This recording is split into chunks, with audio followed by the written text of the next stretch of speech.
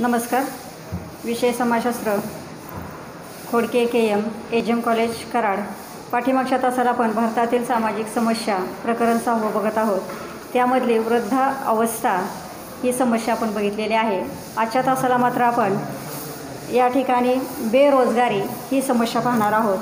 बेरोजगारी म्हणजे काय, प्रथमतः आपण काय करायचं आहे तर थोडक्यात त्याचा अर्थ आणि व्याख्या माहिती करून घ्यायची आहे. नोकऱ्यापेक्षा नोकऱ्यापेक्षा संख्या कितीतरी पटीनं अधिक आहे. ज्या अर्जदारांची निवड होणार नाही त्याची काय होईल याची तुम्ही कल्पनाही करू शकत नाही.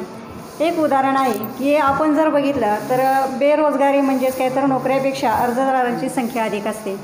समजा या ठिकाणी 10 जागा भरायच्या आहेत, पण 1000 अर्ज काय होत असतात तर ॲप्लिकेशन येत असतात.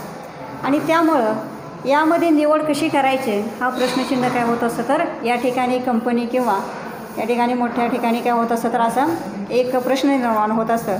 मग त्यामुळं अशी आपण एक कल्पनाही करू शकत नाही की आपलं काय होणार. त्यानंतर बेरोजगारीचा अर्थ जेव्हा बेरोजगारीची चर्चा आपण करत होतो, मुख्यतः ज्यांना नोकरी किंवा व्यवसायाची संधी मिळालेली नाही अशा व्यक्ती जर आता प्रथमतः बघितलं तर 15 ते 59 या वयोगटातील व्यक्ती जर बघितल्या, 15 ते 59 या वयोगटातल्या जर व्यक्ती आपण बघितल्या तर यामध्ये लोकांनाच विचारात घेतलेले असते. फक्त व्याख्या ज्या व्यक्ती रोजगार शोधण्याच्या प्रयत्नात असतात त्यामध्ये यामध्ये सेवा देण्यासाठी उपलब्ध आहेत, परंतु अशा प्रकारच्या कोणत्याही संधीपासून वंचित राहिलेल्या आहेत अशा व्यक्ती. परत एकदा व्याख्या बघा की जेव्हा बेरोजगारीची आपल्याकडे चर्चा होते, ज्या व्यक्ती रोजगार शोधण्याच्या प्रयत्नात आहेत आणि सेवा देण्यासाठी उपलब्ध आहेत, परंतु अशा प्रकारच्या कोणत्याही संधीपासून वंचित राहिलेल्या आहेत अशा व्यक्ती होय.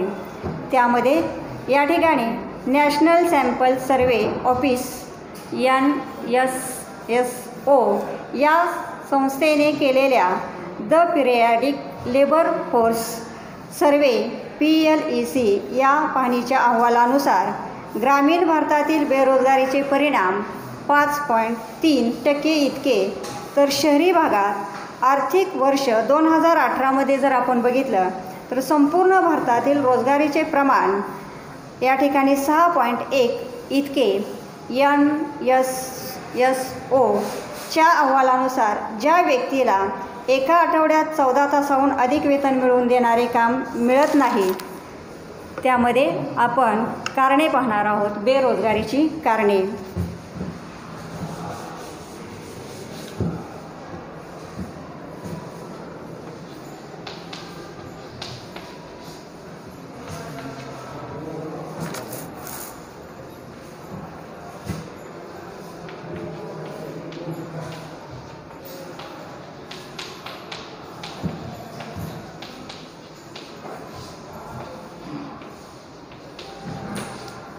आवश्यक कौशल्याचा अभाव.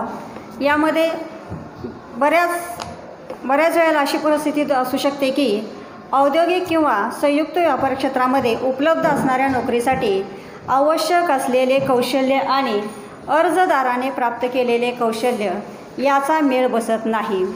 जर आपण व्यक्ती बेरोजगार राहते किंवा त्यांच्या पात्रतेची आवश्यकता असलेल्या जागा जास्त नोकरी राहत असतात तर तसे तंत्रज्ञान वेगाने होणाऱ्या टंकलेखनाची सरकारी परीक्षा आता आंतरजाला मार्फत आपण काय करत असतो तर देत असतो. आंतरजाल तंत्रज्ञान वापरून करून घेतलेली जाते. टंकलेखन करण्याची कौशल्य आता कालबाह्य आणि अनावश्यक ठरलेले आहे. टंकलेखन घेतलेले शिक्षण आज कालबाह्य आणि अनावश्यक ठरलेले आहे. त्यामध्ये नोकरी बदलणे, 2 आकडा नोकरी बदलणे.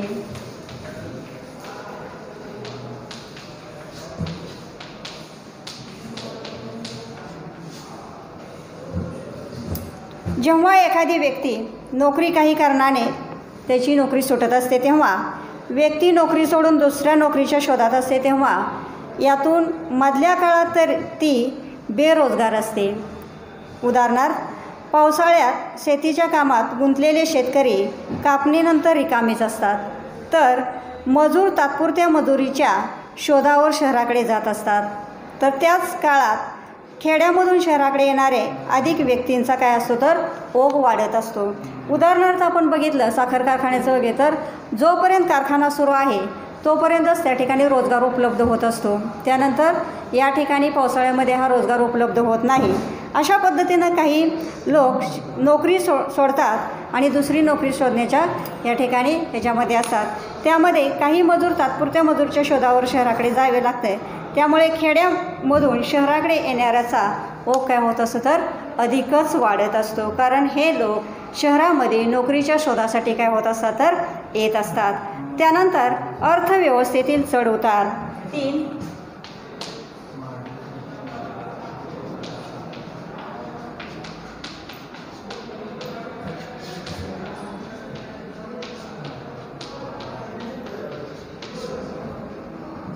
अर्थव्यवस्थेतील चढउतार. जागतिक अर्थव्यवस्थेत चढउतार होत असतात.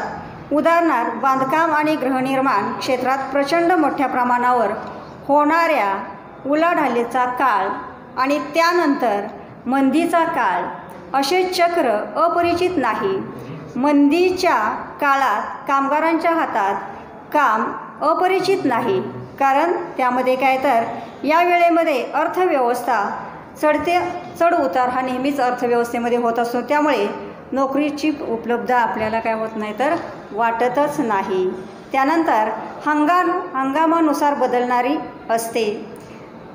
काही उद्योगधंद्यामध्ये ठराविक काळातच कामगारांची आवश्यकता असते, त्यानुसार त्या क्षेत्रातील नोकऱ्यांचा हंगाम ठरतो. उदाहरणार्थ, कृषी क्षेत्र, बँकिंग आणि सागरी वाहतूक. अशा काळात होणाऱ्या स्थलांतरात शहरातील बेरोजगारीच्या स्थितीवर प्रभाव पडत असतो, कारण काय तर आपण शहरामध्ये जे लोक नोकरीसाठी आलेले आहेत ते काही काळासाठीच त्या ठिकाणी काय होत असतात तर नोकरीला आवश्यक असणारे लोक तिथंच थांबत असतात आणि त्यानंतर या ठिकाणी बेरोजगारीच्या स्थितीवर काय होत असतं तर याचा प्रभाव पडत असतो.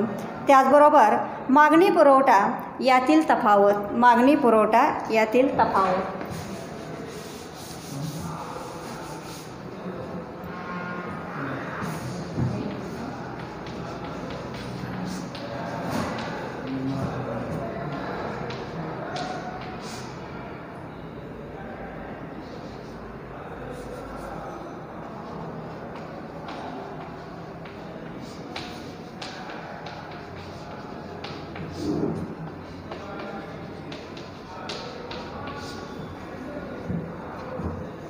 मागणी पुरवठा यातील तफावत.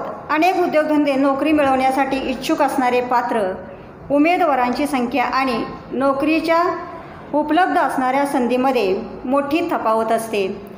अनेक सुशिक्षित बेरोजगारांना पांढरपेशी नोकरी मिळावी अशी इच्छा असते, पण त्या पद्धतीनं आपल्याला ती नोकरी काय होत नाही तर अनेक लोकांना किंवा अनेक या ठिकाणी सुशिक्षित लोकांना ती नोकरी काय होत नाही तर मिळत नाही. कारण काय तर अनेक उद्योगामध्ये नोकरी मिळवण्यासाठी इच्छुक असणारे पात्र उमेदवारांची संख्या जास्त असते, पण त्यामध्ये जागा मात्र उपलब्ध होणाऱ्या काय असतात तर कमी असतात आणि त्यामुळं सगळ्यांना नोकरी मिळेलच असं नाही आणि त्यामुळं बेरोजगारीचं प्रमाण काय होत असतं तर वाढतच राहत असतात. आणि त्यानंतर बेरोजगारीचे काही परिणाम सांगितलेले आहेत. बेरोजगारीचे काही परिणाम सांगितलेले आहेत.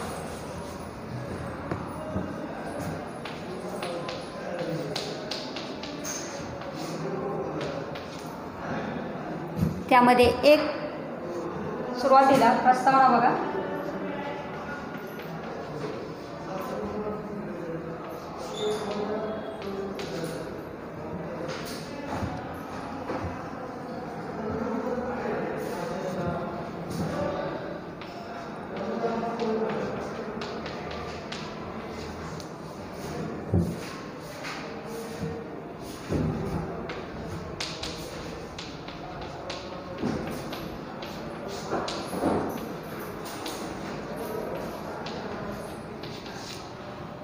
उपयोगात न आणलेले मनुष्यबळ. प्रस्तावना अगोदर त्याच्या बेरोजगारीच्या परिणामाची प्रस्तावना अगोदर पहा. भारत सरकारच्या जनगणनेच्या खात्याने केलेल्या व्याख्येनुसार 15 ते 59 या वयोगटात उत्पादनक्षम असतो. भारतीय समाजाच्या संदर्भात जर आपण विचार केला तर या ठिकाणी 12वीत शिक्षण घेणारे तुमच्यापैकी बहुतेक जण 16 ते 17 या वयोगटातील असतात. त्याचबरोबर ते नोकरी करत नाहीत किंवा त्यांच्याजवळ उत्पन्नाचा दुसरा स्थिर स्रोत नाही. ते आर्थिक गरजांच्यासाठी त्यांच्या कुटुंबावर अवलंबून राहत असतात.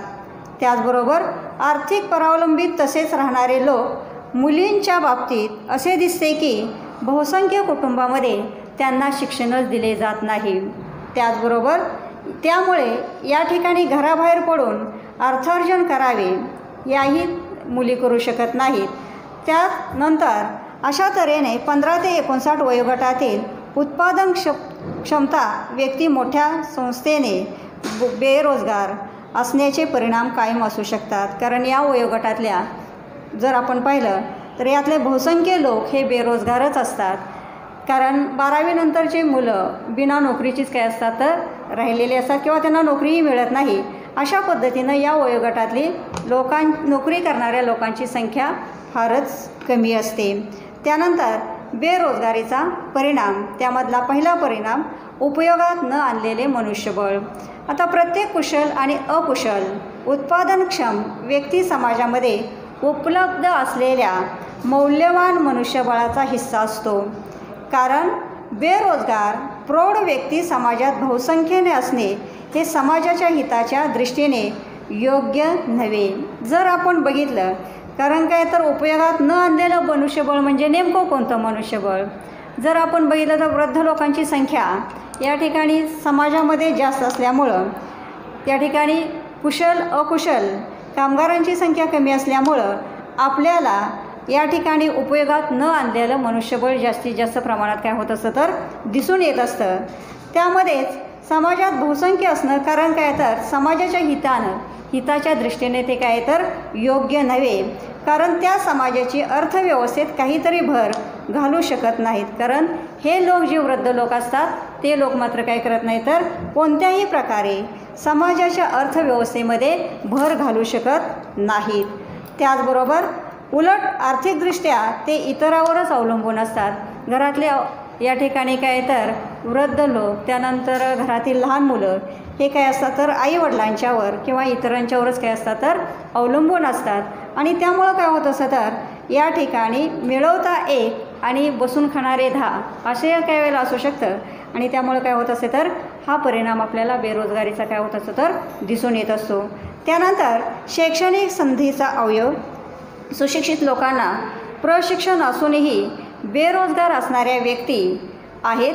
शैक्षणिक अभ्यासक्रम औद्योगिक क्षेत्राच्या गरजा पाहता कालबाह्य झालेला आहे. भारतात जर आपण पाहिलं सहकार शिक्षण क्षेत्रामध्ये या ठिकाणी काही गरजा कालबाह्य होऊन करोडो रुपये खर्च करत असतात. तरीही शिक्षण घेऊन बाहेर पडणाऱ्या तरुणाजवळ आवश्यक कौशल्याचा अभाव असतो किंवा ते रोजगारक्षम झालेले नसतात. कारण जर आपण बघितलं रोजगार या ठिकाणी काही रोजगार कालबाह्य झालेले असतात. औद्योगिक क्षेत्राचे रोजगार जे आहेत ते कालबाह्य झालेले असतात. तरीसुद्धा शिक्षण घेऊन पडणारे अनेक तरुण आज आहेत. आणि त्यामध्ये मात्र त्यांना कौशल्याचा अभाव असतो किंवा ते रोजगारक्षम झालेलेच नसतात. जे बाहेर पडलेले आहेत ते शिक्षण मात्र काय झालेलं आहे तर आज शिक्षण घेऊन पडलेले तरुण आहेत त्यांचं शिक्षण जे आहे ते कालबाह्य झालेलं आहे. आणि आज जे या ठिकाणी नोकरी करण्यासाठी तरुण पुढे आलेले आहेत त्यांना मात्र हे शिक्षण काय होत नाही तर शिक्षणाचा अभाव, कौशल्याचा अभाव त्यांच्याजवळ जो असतो तो मात्र कमी असतो. त्याशिवाय ती नोकरी करण्यासाठी कार्यक्षम नसतात किंवा रोजगारक्षम झालेले नसतात. अशा अडचणी येत असतात. हा एक परिणाम त्याच्यावर होत असतो. त्यानंतर शैक्षणिक पात्रता सुसंगत नसते. ज्या क्षेत्रामध्ये उच्च शिक्षण किंवा प्रशिक्षण घेतलेले आहे त्या क्षेत्रामध्ये नोकरी न मिळाल्यामुळे उच्च शिक्षणाची आवश्यकता नसलेल्या प्रशिक्षित क्षेत्रापेक्षा वेगवेगळ्या क्षेत्रामध्ये नोकरी करणं, त्याचबरोबर आवश्यक नसलेल्या क्षेत्रामध्ये नोकरी करणाऱ्या तरुणांची अनेक उदाहरणं आहेत. उदाहरणार्थ उच्च वर्ग PhD प्राप्त केलेली असताना कारकून म्हणून काय करत असतात तर नोकरी करत असतात। आपण अनेक वेळेला बघत असतो की नोकरी या ठिकाणी शिक्षणावर अवलंबून नसून जरी आपण PhD MPhil वगैरे झाले असलं तरी या ठिकाणी अनेक वेळेला कारकुनाची नोकरी करत असताना आपण पाहिलेलं असतं। त्याचबरोबर काय तर या ठिकाणी समाजाविरोधी कारवाया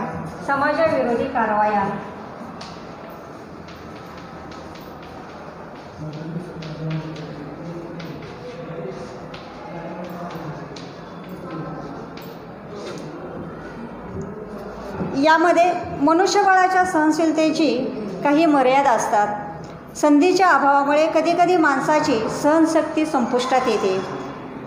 त्यामुळे या ठिकाणी योग्य संधीच्या अभावामुळे लोक कळत न कळत विरोधी कारवाईकडे काय करत असतात तर वळत असतात। शालेय शिक्षण अपुरी सोडल्यामुळे किंवा सोडावे लागल्यामुळे अर्थार्जनासाठी गुन्हेगारी जगाकडे काय करत असतात तर ही मुलं ओढली जातात। आता अनेक वेळेला असं होऊ शकतं की आपण शालेय शिक्षण निम्म्यातून सोडलं, त्यामुळं काय होत असतं तर ही मुलं अर्थार्जन करण्यासाठी किंवा हे तरुण अर्थार्जन करण्यासाठी गुन्हेगारीचा सुद्धा मार्ग काय करत असतात तर पकडत असतात, किंवा आपल्याला नोकरी नाही, नोकरी मिळवण्यासाठी धडपड करत असतात आणि त्यातूनच जर नोकरी मिळाली नाही तर समाजाविरोध काय करत असतात तर ते मुलं किंवा ते तरुण काय करत असतात तर कारवाया करत असतात। त्यामुळं काय होत असतं तर मानसिक आरोग्यावर परिणाम,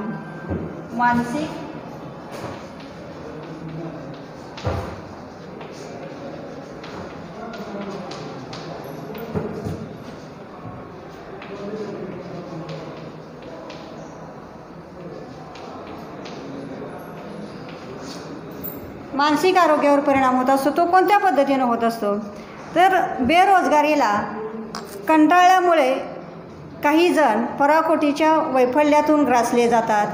वैफल्यामुळे आयुष्याकडे नकारात्मक दृष्टीने आपण पाहू लागतात। त्यातील काही एकटेपणाला सामोरे जातात किंवा आत्महत्येस काय होत असतात तर प्रवृत्त होत असतात। मानसिक आरोग्यावर परिणाम होणं म्हणजे नक्की काय होणं तर एक मनामध्ये न्यूनगंड निर्माण होणं, वैफल्य, नैराश्य निर्माण होणं, आणि त्यामुळं काही जण काय करत असतात अगदी पराकोटीचा म्हणजे शेवटचा निर्णय काय करत असतात तर घेत असतात। नोकरी नाही, काही नाही, आपल्याला जगून तरी काय करायचं आहे, आणि त्यामुळं शेवटचा निर्णय घेऊन त्यातूनच काय होत असतात तर नकारात्मक दृष्टीने पाहू लागतात आणि त्यातील काही एकटेपणाला काय करत असतात तर सामोरे जातात किंवा आत्महत्येस काय करत असतात तर प्रवृत्त होत असतात। त्याचबरोबर राष्ट्राच्या विकासावर प्रतिकूल परिणाम होत असतो। राष्ट्राच्या विकासाचा विचार जर करता वाढत्या बेरोजगारीचा दीर्घकालीन परिणाम काय होतो, काय होऊ शकतो, विचार तुम्ही कधी करू शकाल का?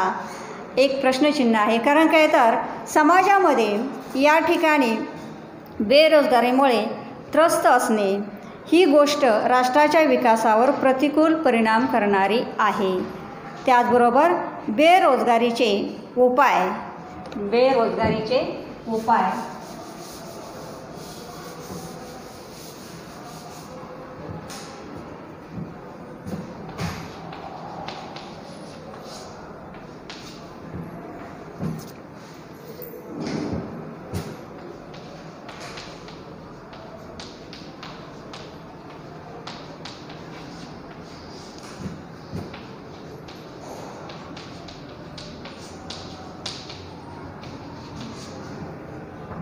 शिक्षण पद्धतीमधील बदल, शैक्षणिक अभ्यासक्रमामध्ये आणि शैक्षणिक पद्धतीमध्ये बदल करण्याची आवश्यकता आता निर्माण झालेली आहे।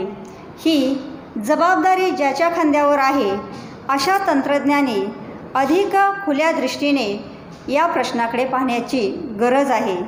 विद्यार्थ्यांना अभ्यासक्रमाच्या निवडीसाठी त्यांची आवड गरजेप्रमाणे अधिक पर्याय उपलब्ध करून द्यायला हवेत, पण ते विद्यार्थी केंद्रित असायला हवेत। शैक्षणिक कार्यक्रम या ठिकाणी ठरवत असताना समाजाच्या गरजा, स्थानिक गरजा, उद्योग क्षेत्राच्या गरजा या विचारात गोष्टी घेतलेल्या पाहिजेत। कारण या ज्या वेळेला आपण गोष्टी विचारात घेऊ त्यावेळेला शिक्षण पद्धतीमध्ये झालेल्या बदल आणि त्यामध्ये आजच्या विद्यार्थ्यांना कोणत्या शिक्षणाची गरज आहे, व्यावसायिक कोणत्या शिक्षणाची गरज आहे या गरज पाहून त्या विद्यार्थ्यांना शिक्षण देणं हे महत्त्वाचं आहे आणि ते आज मात्र काय तर त्या तज्ज्ञांनी अधिक खुल्या दृष्टीने या प्रश्नाकडे पाहणं हे अतिशय महत्त्वाचं आहे. दुसरा, कौशल्याचा विकास. शिक्षण पद्धतीमध्ये विद्यार्थी जे शिकतो ज्ञानमुख असतो. ज्ञानाचा शिक्षण पद्धतीमधील या ठिकाणी स्थान अत्यंत मोलाचे असते. व्यवसायासाठी कौशल्याच्या प्रशिक्षणाची गरज आहे. त्यामुळे उत्तम रोजगाराच्या संधीचा लाभ, स्वयंरोजगार निर्माण करणे या गोष्टी कौशल्य असल्यामुळे शक्य होतील. राष्ट्रीय उच्चार शिक्षा अभियान RUSA हा कार्यक्रम उच्च शिक्षणाच्या संस्थांना रोजगाराच्या विविध क्षेत्रामधील क्षमता बांधणी विकसित करण्यासाठी समर्थन बनविणे होय. त्याचबरोबर व्यवसायभिमुख अभ्यासक्रम. शिक्षण पद्धतीमध्ये व्यवसायभिमुख अभ्यासक्रमामध्ये प्राधान्य देणे ही एक अनेक वर्षाची गरज आहे. असे झाल्यास विद्यार्थ्यांना तांत्रिक व्यवसायाच्या शिक्षणाचा पर्याय निवडणे शक्य होईल. 4. औद्योगिक क्षेत्र आणि शिक्षण क्षेत्र याचा सहयोग. औद्योगिक क्षेत्र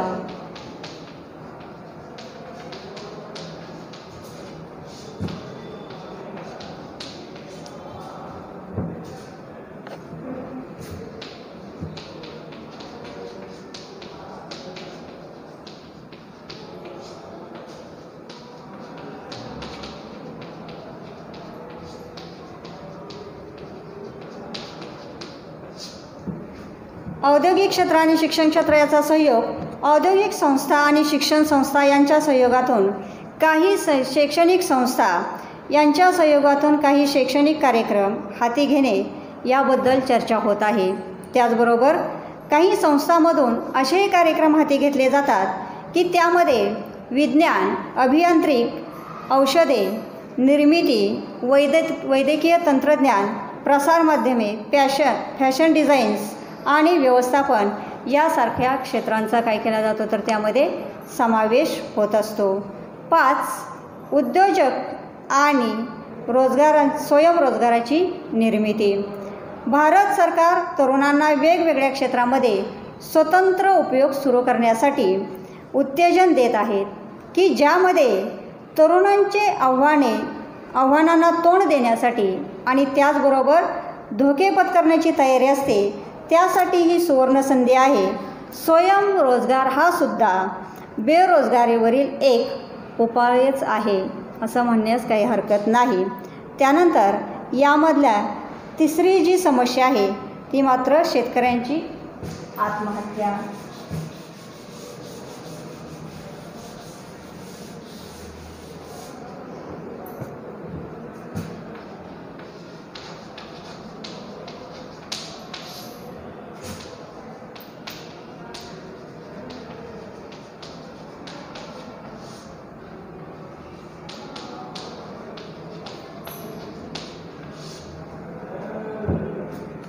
शेतकऱ्यांची आत्महत्या. त्यामध्ये प्रस्तावना. भारत देश हा कृषीप्रधान देश आहे. भारत देशामध्ये 70% लोक हे शेती व्यवसायावर अवलंबून आहेत. त्याचबरोबर भारत देशामध्ये शेतकऱ्यांची संख्या मात्र जास्त आहे. भारत देशातील 70% लोक खेड्यामध्ये राहतात. त्यामुळे काय तर गेल्या दशकात शेतकऱ्यांच्या आत्महत्यांची संख्या जर आपण पाहिली तर ती वाढतच गेलेली होती. शेतकऱ्यांच्या आत्महत्येची कारणे काय तर आपण बघायची आहेत. त्यामधल्या शेतकऱ्यांच्या आत्महत्येची समस्या एक काय तर गंभीर समस्या बनलेली आहे. आत्महत्येस कारणीभूत असलेली कारणे आपल्याला काय करायचे तर पुढीलप्रमाणे बघायचे आहेत. महात्मा गांधींनी अशी एक हाक दिलेली होती की अरे आपला भारत खेड्यातच आहे, खेड्यातच चला अशी हाक का दिलेली होती तर भारतातील 70% लोक हे खेड्यात आहेत आणि 70% लोक हे काय तर शेती या व्यवसायावर अवलंबून आहेत. भारताचा प्रमुख व्यवसाय शेती हा आहे आणि त्यामुळं शेतकऱ्यांच्या समस्या ह्या अधिकच आहेत आणि हे शेतकरी खेड्यात राहत असल्यामुळे शेतकऱ्यांच्या समस्येवर काय तर शेतकऱ्यांची आज जी समस्या गंभीर समस्या बनलेली आहे त्याचे पुढील परिणाम आपण काय करणार आहोत तर पाहणार आहोत. आणि या गंभीर समस्येमुळेच काय झालेलं आहे तर काही शेतकरी आत्महत्येस कारणीभूत होत असतात. त्यामधला पहिले कारण काय तर पर्यावरणाचा ऱ्हासाचा परिणाम.